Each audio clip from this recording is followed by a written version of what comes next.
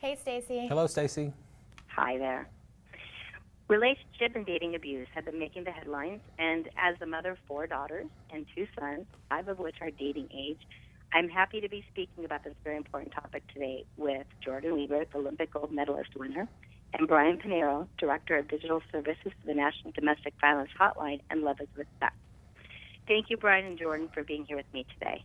Thanks for having us. Thank you. Can you please tell me about the results? I know you're working with Mary Kay and you had this abuse survey. Can you tell me about those results? Yeah, we had a survey. We polled a little over 500 youth and young adults, and we got some very surprising information back. One was that 57% of them had waited 6 months before they had actually reached out to get help with their relationship. And for 40% of them, this was the first time that they had ever reached to get help. And I think that's really powerful in the sense that we're able to see how hard it is to talk about this, much less to ask for help from a friend or a family member that people are contacting an anonymous peer to get information. And also, just I think that it's really important that when you are seeking help, to understand that this has been going on for a while, and this young person is either trying to figure out what's happened to them, or else they're trying to figure out how can they change their partner. Well, when you have like a teen or younger adult, a lot of them are really new to relationships. So what can they do to recognize the signs that a relationship is abusive or is heading down that abusive road? I think what's really important for young adults and teens to know when they're starting these new relationships is to know that it goes much farther than physical violence if you have an unhealthy relationship. It's more than just, a smack or a hit. It could be something like emotional abuse or sexual abuse or even digital with things like social media and texting and Twitter and things like that. So I think what is most important is letting them know of the warning signs of an unhealthy relationship, especially when they're new to it. Just giving them the resources that they need to know, should I be in this relationship or should I not? What are some of those warning signs? I think a few of them just include, if your partner is telling you you can't hang out with certain people, or name calling, or checking your phone every 10 minutes. So those are just a few things that, are warning signs that you maybe need to reevaluate this relationship. Well, friends, a lot of these young adults and teenagers have good friends. Are there signs that they should be looking for if they have concerns about something one of their friends might be going through? I think friends are the one group that actually see it first. If you notice that your friend is pulling away and that they're always like, well, I gotta go hang out with them. Me and Jordan were talking earlier about just the discipline that you have to be able to say no, to focus on your sport. And it's the same thing, like if you are being disciplined in your school and you have someone who's constantly asking you and trying to pull you away from your studies, your activities, and as a friend and you're noticing that and you're seeing the toll that it's taking on them, that's another thing that it could be where you need to step up and say, hey, I just want to know, is everything okay? But of course, I think the biggest one is just noticing through social media, whether their partner is posting things or if they're always feeling very fatigued, like they're having to remove all their guy friends or having to remove anybody that they ever dated before. Those could be signs too, where you're just like, hey, I see you're kind of purging your Facebook, like what's going on? Those can be some of the little subtle things that you'll see. So it sounds like there's signs of control. Absolutely. Power and control is really how all this starts. And when you think about domestic violence, if you have on the outside physical abuse and the threat of physical abuse, inside everything is held together with the threat of through power and control and making you say like, hey, I don't like you hanging out with your friends. Or if you hang out with your friends, I'm going to break up with you. Or maybe if you don't respond to that text message, then I'm going to break up with you. And it's always that threat of either violence or that threat of doing something that could embarrass you or put you down or to kind of out you to your friends and family. Okay, well then for the young adult that's finding themselves, in a new relationship where they start feeling these pulls of someone else taking control, but yet they are in the throes of new love, what can they do to help empower themselves? I think what's most important to remember is that a lot of times young adults have trouble reaching out to people who are older than them, like their parents. Sometimes they don't feel comfortable talking about it with their parents, and that's okay because Love is Respect has this new texting line where all they have to do is text Love Is to 22522, and they can talk to a peer advocate, someone who can give them the right advice, let them know is this healthy? Is this not healthy? And this is great because teens and young adults are so used to texting. They're, it's part of their generation, and it's a lot easier for them than picking up the phone and making a phone call. So I think this is great if they are new to relationships and they don't quite know is this right? This is a great resource for them to use. So this first ever text-based helpline, when was that launched?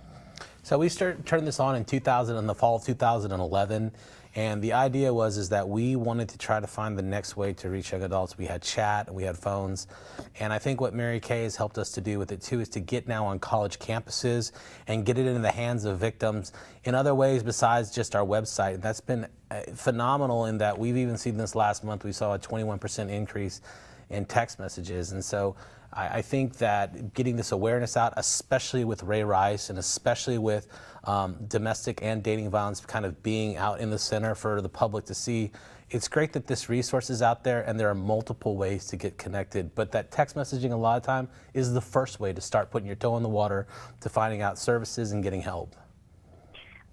Well, that brings me to, two of my daughters are actually away at college. So if they're at college and they are feeling uncertain, or any college student out there, what resources are available to them? Where should they go to?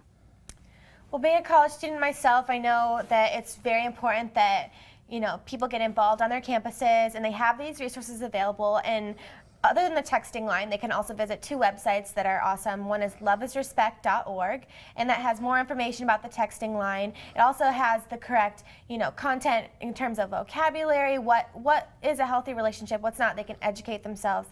And then also another one is marykay.com/don'tlookaway. And that's another great place where they can learn all about Mary Kay in this message that they're trying to send out. So I think it's important that people have that information and know that it's available to their college campuses. And then for myself as a parent and other parents out there, what are things that we should be looking for? Well, I think as a parent, the one thing you want to do is just you know your young person, and if they're down or if they're in this relationship, and again, if they look fatigued, if they look worn out, if they look like they are just, everybody's on technology, but there's a difference between being on and being tethered to it. I think that's a great indicator, as we saw with the survey where it talked about 20% of the respondents saying that digital abuse was a huge issue, is that if your young person can't walk away from the phone because of fear that they're going to miss the text for their loved one, or if they don't respond back, that something is going to happen. Those are huge signs. I also think that when you have your young person and you start noticing that they're not doing the things that they love, whether that's hanging out with family, friends, or activities that they enjoy, all because they've started dating someone, there's a difference between being in love and the newness and having to be in that relationship, or else they'll lose it. That's another great sign, I think, to see that it's time to step in and say something. Well, I'm so glad to hear that there are all of these resources and support out there. But these numbers that you are sharing with us are really high that came out of the Mary Kay Truth About Abuse survey. Is there what can be done to, help stop this before it even begins, before a young adult gets into an abusive dating relationship, which might then end up being an abusive domestic relationship? Are there things that can be done to give them the power to walk away early? Well, for me, I think it's the healthy relationship part, and I think that's what Love is Respect, I think the brand represents, is so let's start talking about positive relationships. And using our services are not only as a result of the crisis you may be in, they can also just be something that I want in my life is a healthy relationship, and what does that look like? Those contacts are the ones that we also want to take.